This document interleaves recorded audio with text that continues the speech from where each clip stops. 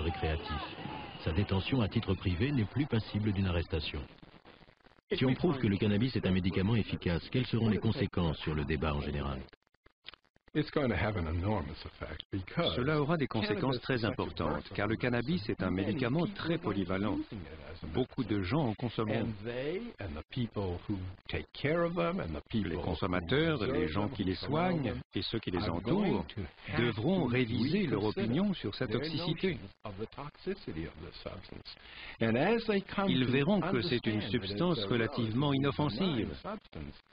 Et cela se traduira par sa dépénalisation.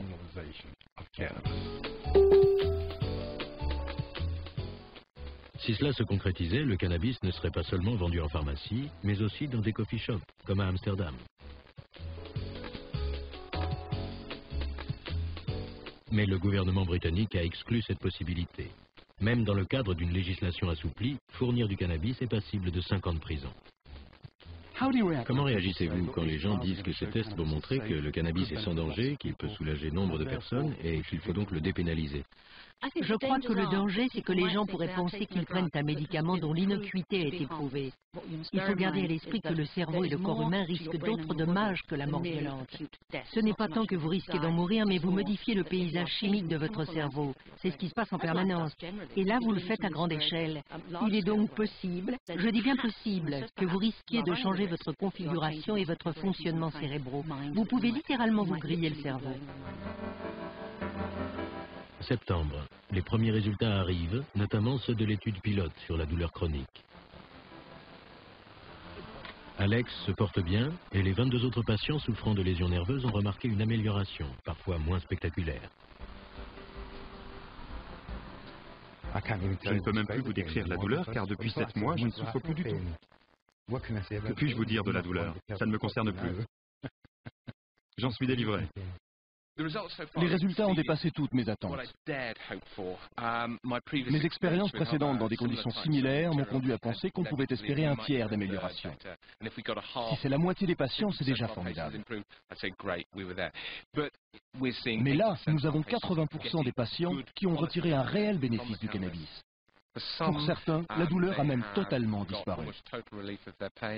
Totalement? Totalement. Aucune douleur. Leur niveau de douleur est tombé à 0. C'est l'automne. Joe et Tyrone ont des résultats mitigés. Tous deux savent maintenant qu'ils prennent réellement du cannabis. Mais Tyrone a du mal à déterminer la dose qui peut soulager son dos paralysé sans le faire planer ou lui donner la nausée. Tous les espoirs de Joe ne se sont pas réalisés. Mais aucun des deux n'est prêt à jeter l'éponge.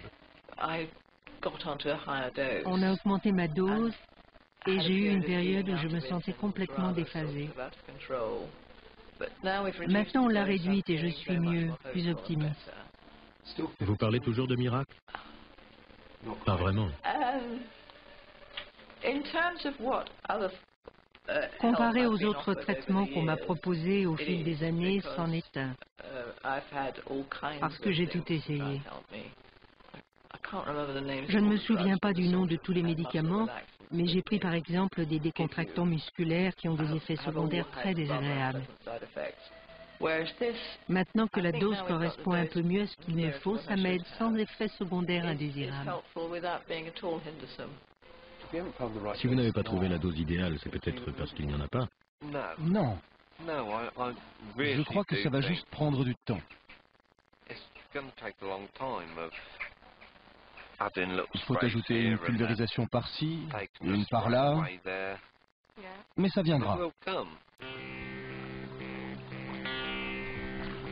C'est Sandra qui a obtenu les meilleurs résultats et son plus bel été depuis des années.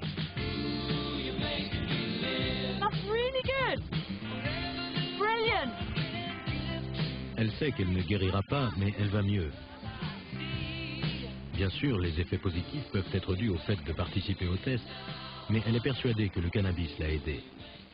Je marche.